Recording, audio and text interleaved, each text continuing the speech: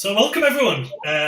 Delighted to say we're live today on LinkedIn, YouTube, and Twitter actually today. So, if you're watching us, thanks for joining us. I know there'll be people who are watching live, who join at various times, and then obviously there's plenty of people who watch this after the fact. If you are watching it live, or actually if you're watching it afterwards, please feel free to put any questions in the comments as well. And obviously we'll either cover them during the conversation as we are speaking live, or I'm sure somehow we can get them to Emma and we can answer them afterwards as well. So we'd love to hear from you, comments, questions, all that kind of stuff. So today, for those who are watching, you can see on the screen, we're talking about how to create a positive impact on people, the planet, and a small business. So before we go on, actually, probably, Emma, do you want to just kind of introduce yourself and what you do, and then we can kind of dig into the conversation?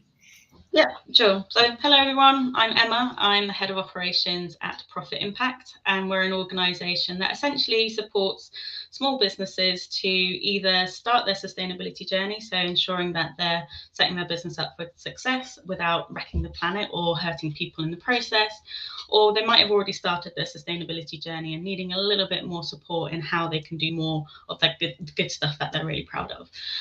We cover a couple of areas in particular, like net zero and how to become a B Corp, but ultimately we also do kind of the big wide strategy piece as well. So as you'll see in this conversation, sustainability is quite huge and quite large, and we like to be able to chunk that up so it's into manageable chunks for businesses to be able to incorporate into their day-to-day.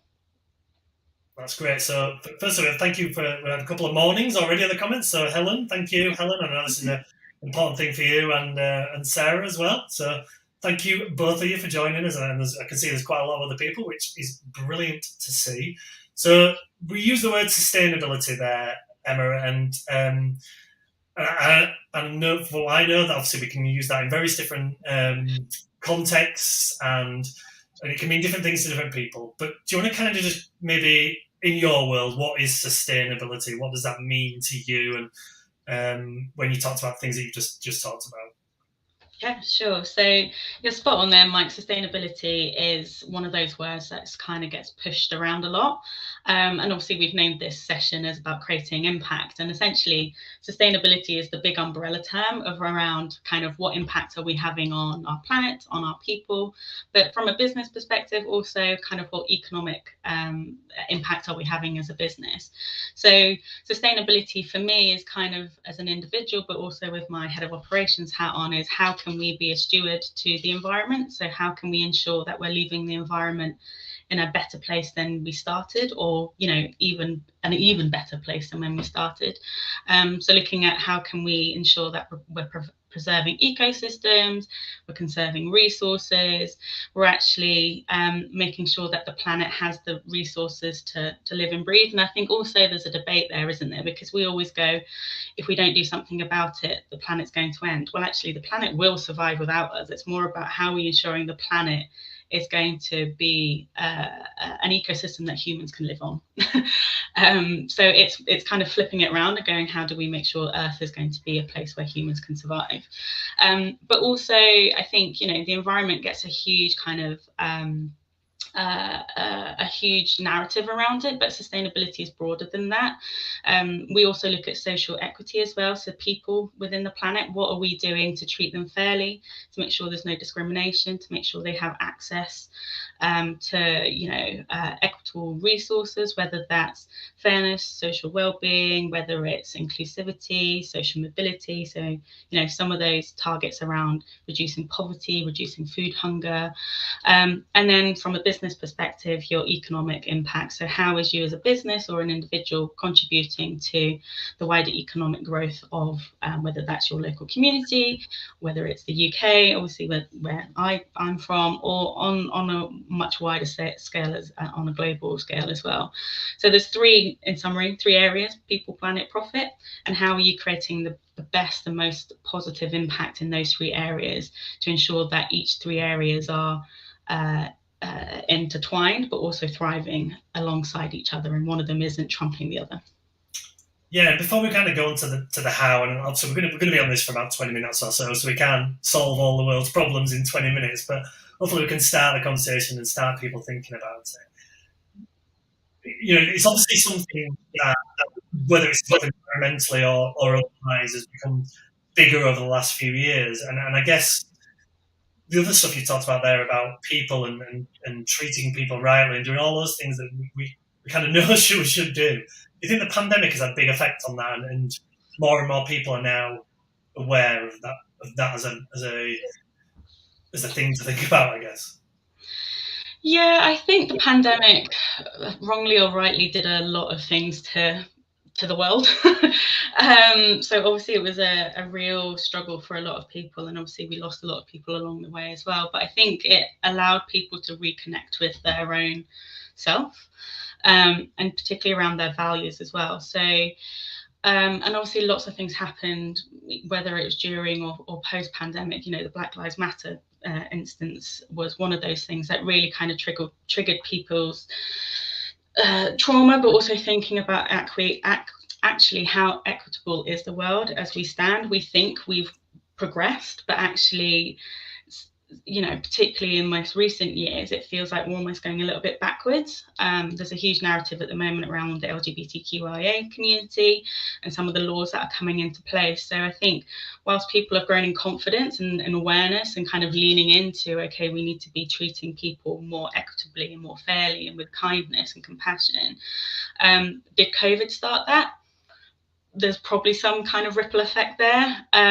But I think what it did help was just people having the time to pause and think a little bit more intuitively of what matters to them. I know I certainly went on that personal journey and was like, actually, what is my purpose? What is my why?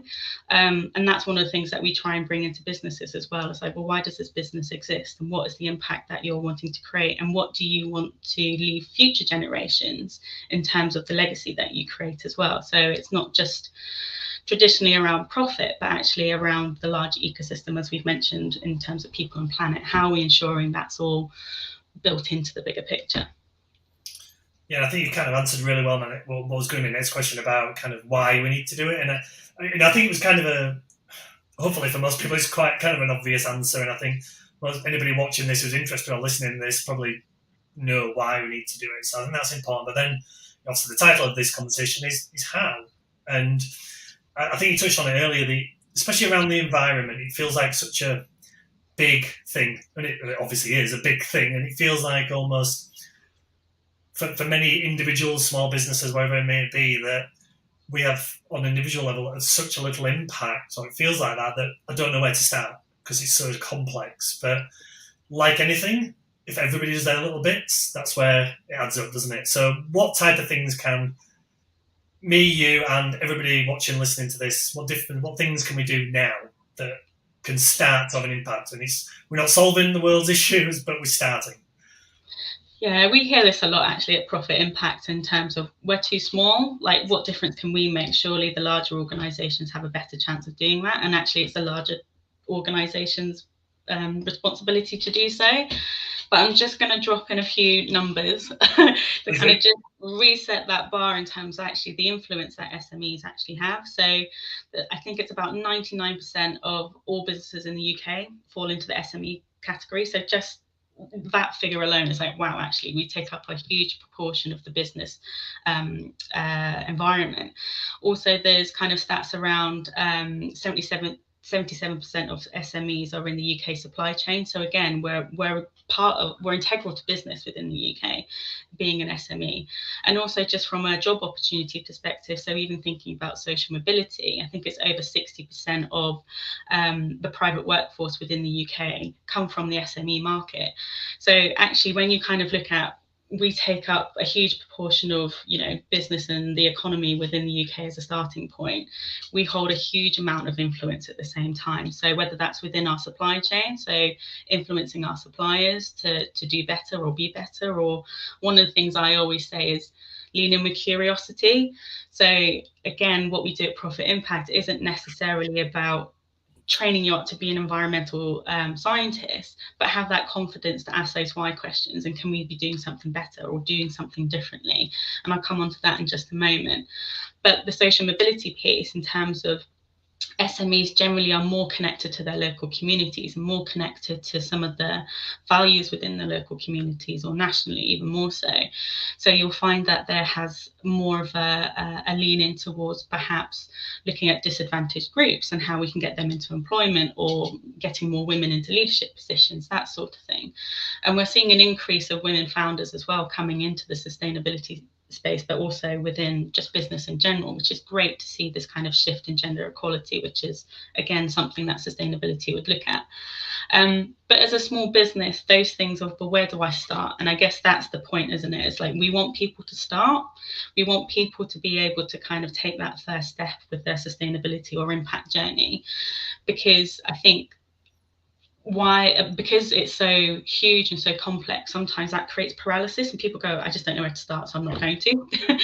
And actually for us, it's about actually, no, there is lots of small quick wins that you can do to get started, and some of that comes from that curiosity space.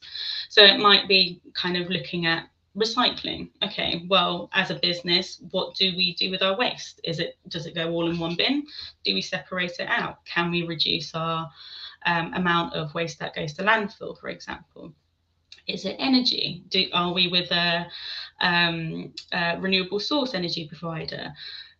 It sounds really simple, and a lot of the time it is, but are we turning the lights off when we're going out of rooms? Are we turning our equipment off when we're not using them?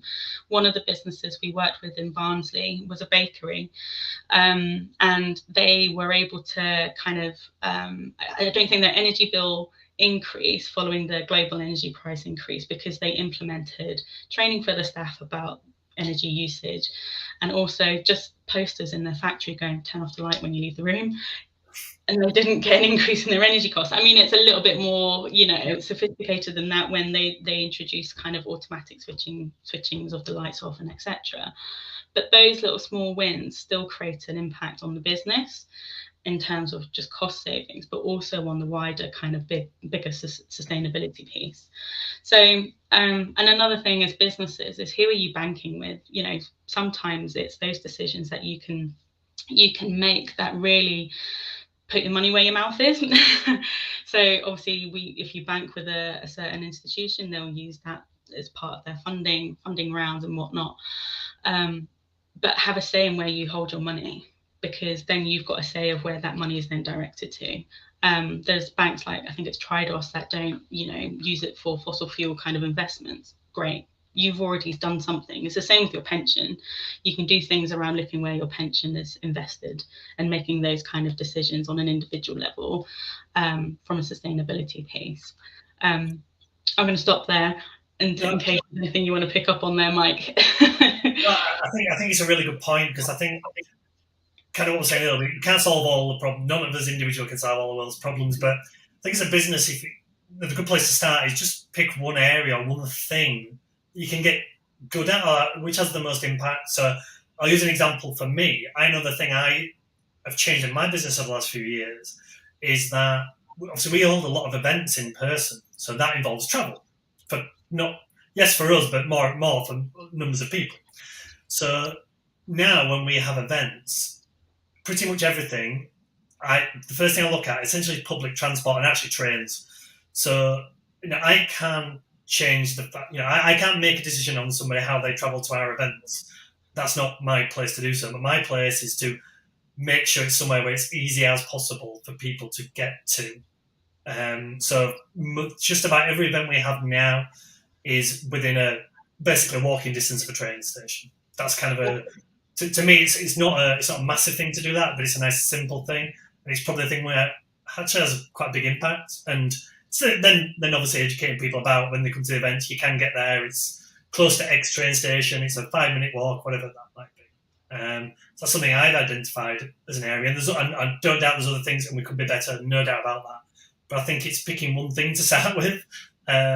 Exactly, like you said, and you just said something, we could be better. Well, actually, no one's perfect in the sustainability space. If it's like, I think there is this fear of getting it wrong as well. It's like, actually doing something is better than nothing. So, and as long as you're transparent with that, then people are more likely to come on the journey with you and support you and kind of celebrate the wins with you, as well as kind of go, okay, well, you didn't quite get that right, but we know you're transparent and you're trying your best to be more sustainable or create a more positive impact. So we're going to stick around for what the next bit of the journey is. And I think that's something that's really, really important, is being able to kind of lead with example, and sharing the good, bad and the ugly. I know I read somewhere recently, someone, I think it was a marketing agency actually, was measuring their carbon footprint, which is another thing that you can look at.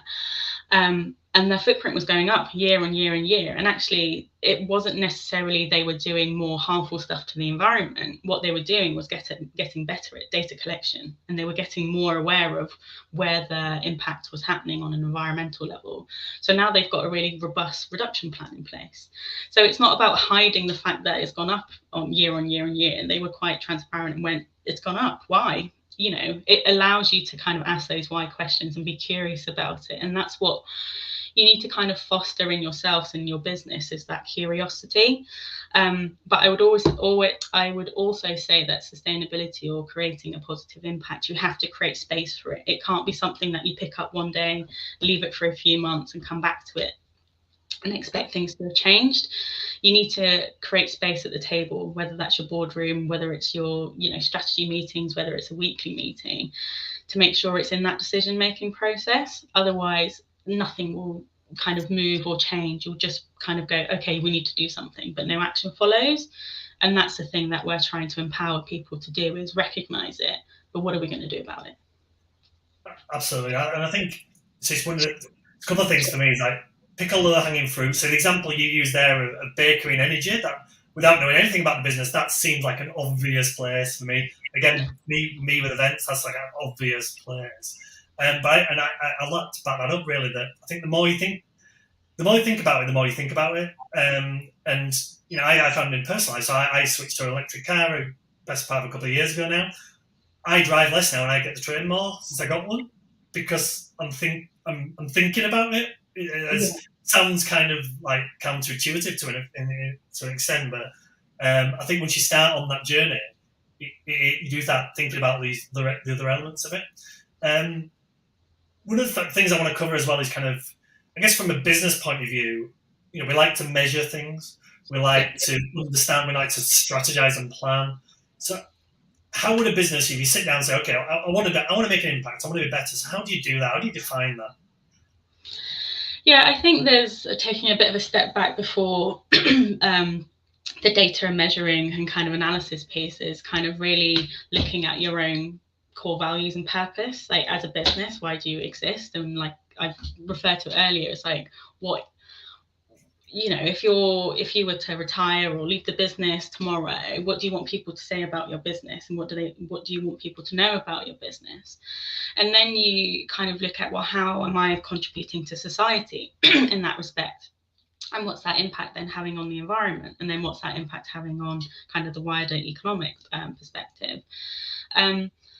I think with any kind of measurement, you always have to have some goal in mind. So we generally talk about a business impact goal. So, for example, one of the things that we do at Profit Impact is donate 3% of our revenue to the Trussell Trust, because actually it aligns with a sustainability development goal around no hunger.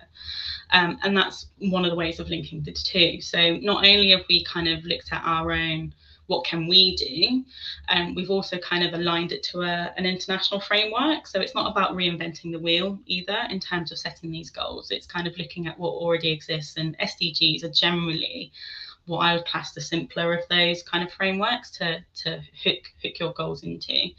But there might be other kind of impact goals that you look at. It might be having a percentage of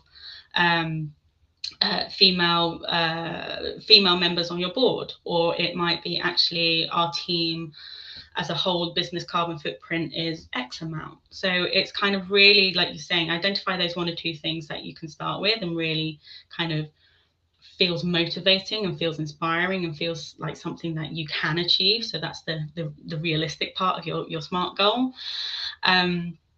and then creating an impact goal around it. Now, I've kind of simplified that slightly, but what we then do is put that into kind of a bit of a scorecard alongside, all the other business operations things that we measure, like revenue and profit and your marketing and your sales stats and all the rest of it. So it sits within our operational kind of KPIs, and it's not a standalone either. But in terms of knowing what the goal is that you're trying to achieve, then you can go and say, well, have I got the data to support that? Yes or no? No? Okay, well, we need to start tracking it. We need to start collecting it. Where and how are we going to do so? Yes, we already do that data. We already collect that data. What's the quality of it? Is it good enough, or can we do better? So again, it's kind of starting from a very curious mindset and beginner's mindset to go, okay, well, what do we have? What don't we have? And how do we plug the gaps? And then how do we turn it into this regular evaluation communication cycle? But I guess the most important piece to that is not just stop at gathering, actually analyze it, learn from it, adapt and evolve with it as well. So data is really powerful if it's good data, to then inform decision making, isn't it? But bad data results in bad decision making. So there's a balance there as well. But again, for me, it's like, get started, get curious. Where's that data coming from? Where's that data? Where are you going to get that data from? Who are you going to get that data from? Is it you, or is there someone else in your team that holds that data? And really kind of assign those responsibilities across your team as well, if you have a team, to make sure you've got other people's buy-in and them to understand the why that data is important to the business. Yeah, no, and I think it feels like we've scratched the surface only of this, and there's obviously a lot to do. And I'm aware of, so it feels like we could maybe do about 50 videos on this. Yeah. That's why I mean it's so huge and complex. But yeah, and I'll ask that in a minute about what people can do as move the line. But just one last question at you, and this came from. So you mentioned B Corps earlier. Now, some people may know what they are. Some people may not know what that is. I attended a seminar a couple of months ago now, but I knew nothing about it before, and I'm definitely not an expert, but I know a little bit about it now. And do you want to kind of briefly explain what that is, and obviously, again, for people to kind of have a little think about? Yeah, so B Corps are businesses that have gone through a robust assessment, which has then been kind of verified by B Labs, and which is a global setup. We've got B Labs UK. They will look at things like your environment, your governance, your people, your D&I. I think there's 6 categories, customers as well, your connection to your local community, and you get rated on those kind of areas within your business, and you'll get a score per section. Those scores are then added together and you get an overall score. But as a B Corp, it's basically a certification to say that as a business, we've gone through this process to demonstrate our commitment to sustainability, to the point where we've also changed our articles of association. So we have embedded it within our organization. And to hold your B Corp certification, you then have certain requirements on a yearly basis, which is like creating an impact report, for example. It's a growing movement. I think there's around 2,000 or 2,500 B Corps in the UK, but more and more businesses are tuning into this fact to demonstrate that actually sustainability is a boardroom agenda item, and they hold space for it within their organisation as much as we've talked about in this session today. You get, you then join the B Corp community, etc., etc. But it's something that you can share with your suppliers and customers as a bit of a badge to say. It's more than a badge, but you get the kind of badge from B Labs to kind of go, we are a recognised B Corp because we've gone through this robust assessment criteria. Well, I have to say, since I found out a little bit more about it a couple of months, I never noticed it as a thing before, but since then it's been like, once you know it, and you see, I've seen businesses say they are, and that influences buying decisions where possible. It's obviously it can't influence every buying decision, but it does some. And I'm kind of going back to one of the earlier questions of what things can we do? Well, that's little things that we maybe all can do. Just have a look out for that. And if you're choosing between 2 brands to buy something or 2 restaurants, however to go to, that might influence your decision. That's the starting point. It's not really affecting you, and you can make that little impact. Would you say that's fair? Oh yeah, absolutely. I think as individuals and even businesses, we have the power in where we spend our money, where we put our money and invest our money, don't we? So, B Corps, if you see the logo, it's a bee in a circle essentially. That organization has gone through an independent verification to say that they are stewards for the environment and doing well by people. Obviously, your scoring means different things in different areas, and you can dig deeper into that. But I do know that B Labs themselves are kind of refreshing that criteria this year. I think it's going to come in next year. So they're making it more robust for organisations to actually get that certification as well. So I think watch the space with B Corp because they are growing and it's growing more popular, particularly within the UK and globally. So I think it started off in America and it's definitely hitting all continents around the world. But yeah, I think, like you said, buying power is definitely something as an individual we can control. Absolutely, thank you. So, I'm aware of the time, going a little bit over what we're wanted to, but never mind, that's fine. There's so much to cover. Very last thing from me: if someone wants to contact you, find out more about what you guys do, where's the best places to go? And just to mention, obviously, if people need to find it, come to me if they need to as well. But for anyone who's listening to this as a podcast, which we'll release it as a podcast, I'll put it in the show notes and everything like that. But I'll let people know what best places to go. Yeah, sure. So you can find Profit Impact on LinkedIn. You can also go to our website, www.profit-impact.co.uk. Or you can email me directly, which is emma@profit-impact.co.uk. Perfect. And like I said, I'll put all the details in there as well. And like anyone needs any help, just let me know. Just one last quick comment. Actually, Lisa very kindly put a comment there about the B Corp stuff. Went to an event earlier this year, really interesting. So if you get like I said, that's how I found out about it. It was a bit of an accidental one. I was in a venue and there was an event going on. So I listened for half an hour and found out quite a lot of interesting things. So I'd advise anyone, have a little read up on it, go to an event, whatever it might be, find out more. It's the start of the journey. But thank you, firstly, thank you, Lisa, for that point. But thank you very much for that. And it was, it's really interesting. Like I said, I think we can do more on this. Yeah. But thank you so much for your time and the work you're doing as well. Thank you, and thank you for everyone joining us today. Like Mike said, if there's any questions, then just feel free to give us a shout, and hopefully you'll see my face again where we dig a little bit deeper in some of the topics that we've started to talk about today. I'm sure we'll do that soon. So thank you everyone for joining, and thank you. That's brilliant. Take care.